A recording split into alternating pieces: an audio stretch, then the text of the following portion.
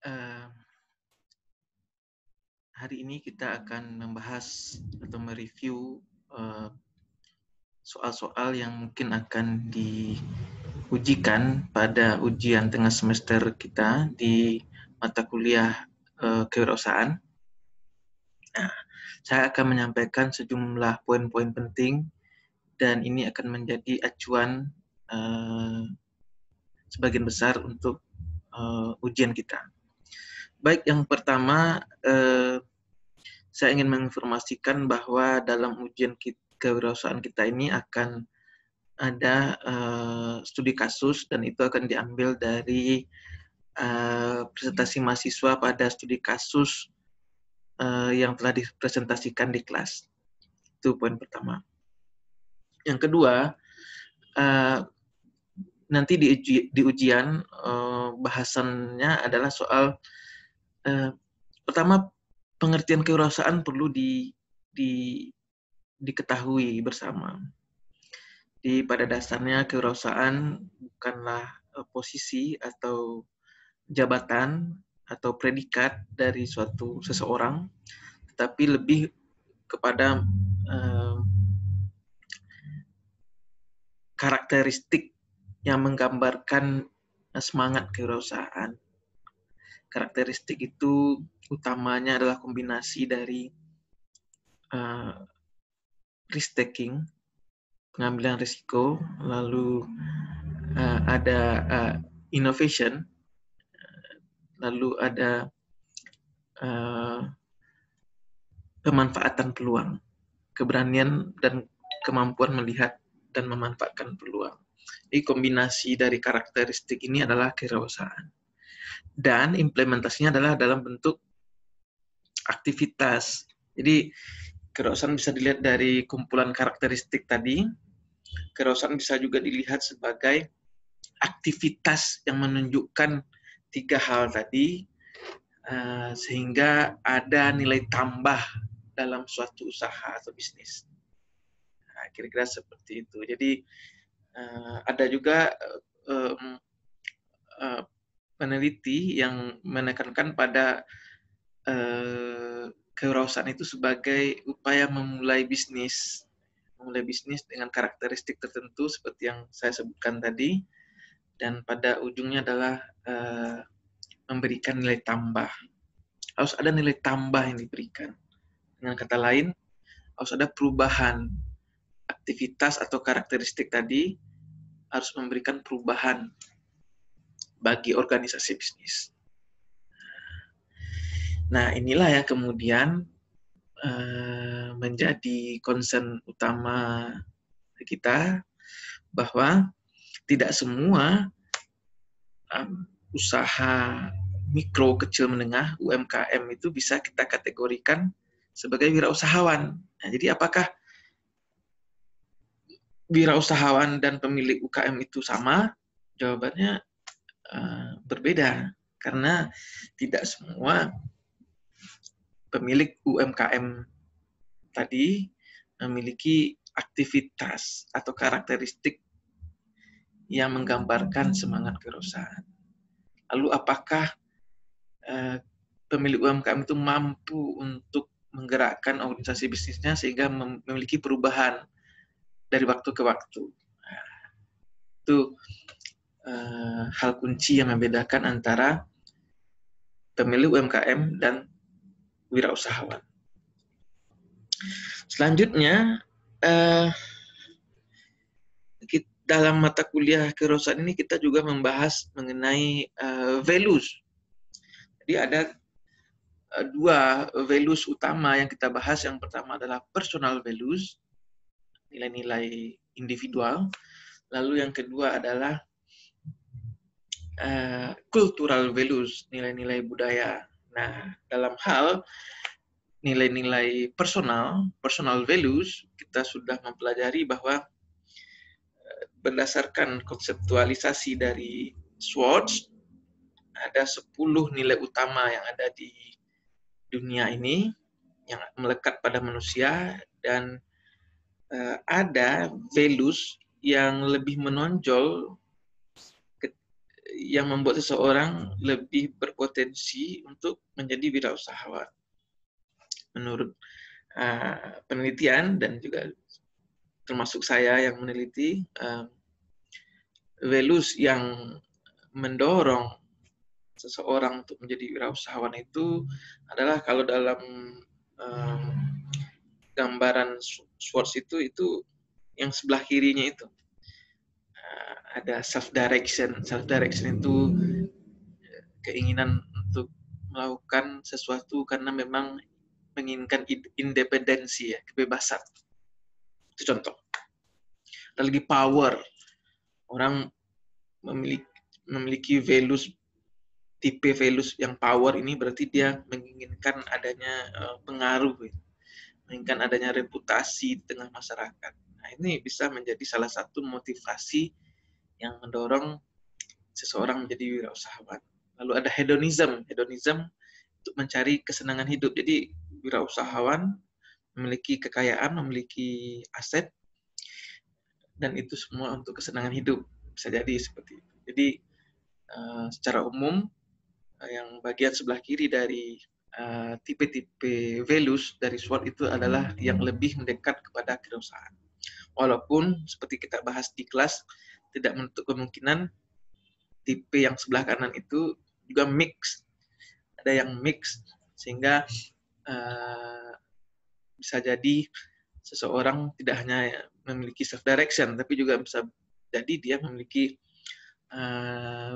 mungkin tradition atau conformity. Nah, jadi saling kombinasi, tetapi tetap secara umum yang sebelah kiri lah yang lebih mendekat kepada kewirausahaan. Lalu tentang cultural values, kita membahas konseptualisasi dari Hofstede. Nah, sebagai salah satu contohnya adalah soal feminism dan femininity dan masculinity. Apakah suatu masyarakat feminin atau maskulin? Kalau maskulin itu terjadi pemisahan yang jelas antara perempuan dan laki-laki secara emosional. Kalau perempuan harus seperti ini, kalau laki-laki harus seperti ini. Kalau ada, secara umum, kalau tadi pemisahan seperti itu agak menyulitkan. Yang lebih mendekat pada kewirausahaan itu adalah masyarakat yang tidak terlalu memisahkan antara perempuan dan laki-laki. Ada kebebasan, maksudnya tidak ada kategorisasi yang sangat jelas antara perempuan dan laki-laki. Ya, seperti itu. Jadi contohnya adalah femininity dan masculinity kalau menurut Hofstede. Lalu ada lagi individualism versus collectivism. Individualistik ketika orang-orang dibebaskan untuk menyalurkan kreativitasnya, menyalurkan ide, kreativitas dan inovasinya. Kalau collectivism itu lebih menekankan pada harmonisasi society. Jadi masyarakat itu diharapkan untuk harmonis, jadi kepentingan bersama lebih dipentingkan dari kepentingan individu. Lalu selanjutnya kita juga telah membahas mengenai kreativitas dan inovasi. Jadi kedua-duanya adalah bagian tidak terpisahkan dari kewirausahaan. Mana yang lebih penting antara kreativitas dan inovasi? Mana yang lebih duluan antara kreativitas dan inovasi? Kreativitas itu yang memulai. Dia memulai. Dia seperti api yang memberikan energi atau semangat bagi munculnya nanti inovasi. Jadi kreativitas itu adalah lebih kepada produksi ide-ide yang baru dan berguna. Sementara inovasi adalah kesuksesan mengimplementasikan ide-ide yang baru dan berguna tadi. Jadi dapat dikatakan inovasi adalah kelanjutan dari kreativitas. Tugas dari seorang wirausahawan atau calon wirausahawan adalah memastikan bahwa ide-ide tadi itu bisa ditransformasikan menuju inovasi. Itu terkait dengan konsep kreativitas dan inovasi. Lalu selanjutnya kita juga membahas tentang tantangan pada startup. Jadi salah satu inti dari kewirausahaan itu adalah tentang memulai usaha baru, startup. Mengapa? Karena ini adalah fase-fase di mana dibutuhkan komposisi yang lengkap ya, baik dari segi semangat, dari segi tantangan, karena tantangannya sangat luar biasa berat di masa-masa startup, di masa-masa memulai usaha baru. Di fase awal itu adalah fase katakanlah fase idea validation atau fase pendahuluan, di mana di sini unsur kreativitas dikedepankan. Lalu nanti di fase kedua mulailah ide-ide ini mengerucut, lalu mulai diperkenalkan ke pasar setelah dibuat prototipe. Prototipe itu produk yang sudah mulai dibuat dan mulai mendekati yang ideal. Lalu diujikan ke pasar di tahap yang kedua. Apakah pasar kira-kira menerima? Pasarnya adalah pasar sasaran yang memang telah kita identifikasi sebelumnya. Lalu nanti di fase ketiga baru fase pertumbuhan. Artinya setelah produk diperkenalkan, lalu diharapkan terjadi pertumbuhan yang ditandai dengan penjualan atau diterimanya produk ini secara positif oleh konsumen. Nah, ini tidak mudahnya kenapa? Karena fase 1, 2, dan 3 itu tidak linear. Artinya seringkali terjadi hal-hal yang di luar dugaan. Gitu. Nah, sebagai contoh, di fase awal itu kita sebagai startup itu menginvestasikan waktu, tenaga, uang, teknologi, gitu ya. Itu semuanya memerlukan biaya, memerlukan pengorbanan. Jadi fasenya itu negatif dalam hal cash flow. Di masa-masa yang negatif seperti itu, apakah nanti startup ini bisa bertahan? Gitu? Karena belum tentu semua pengorbanan tadi bisa terbayar secara serta-merta. Gitu. Ketika kasus negatif itu berlanjut tanpa ada tanda-tanda untuk bisa bangkit, artinya bisa positif, yang ditandai dengan penjualan atau diterimanya produk tersebut oleh konsumen, maka startup itu bisa mengalami atau berada pada fase yang disebut lembah kematian. Jadi dia mati sebelum berkembang, layu sebelum berkembang, mati sebelum hidup. Jadi sebelum produk itu benar-benar masuk ke pasaran, dia sudah mati duluan. Kenapa? Tidak tahan, karena dengan segala macam pengorbanan, segala macam investasi, ternyata itu tidak mendapat respon yang positif dari konsumen, atau mungkin perjalanannya di antara fase itu, fase pendahuluan, lalu ada di pendahuluan itu ada pemakaian teknologi, lalu ada launching produk, semua itu ternyata bisa jadi menguras energi, menguras stamina, sehingga startup ini bisa mati atau bubar. Itu adalah tantangan pada startup dan itu harus dipahami. Lalu selanjutnya di bagian terakhir pembahasan kita masih berkaitan dengan bahasan sebelumnya, yaitu tentang perencanaan dan strategi. Jadi apa yang membedakan antara startup yang berbasis teknologi atau yang berbasis pendidikan tinggi misalnya dibandingkan yang tidak, itu adalah salah satunya adalah adanya perencanaan dan strategi.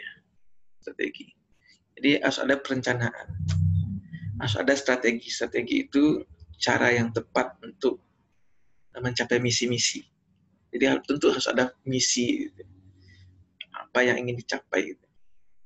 Di atasnya ada visi, itu apa yang ingin didapatkan di dalam jangka yang panjang. Nah, dalam hal strategi ini, salah satu alat bantu di sini adalah adanya model bisnis. Jadi model bisnis itu adalah penyederhanaan dari hal-hal yang rumit dalam bisnis, kita sederhanakan, kita namakan dia model bisnis. Di kelas kita membahas salah satunya adalah model bisnis kanvas. Model bisnis kanvas yang dipopulerkan oleh Alex Osterwald dan kawan-kawan, yang terdiri dari 9 komponen, tapi kita di kelas hanya membahas 3, yaitu customer segments, lalu value proposition, dan customer relationship.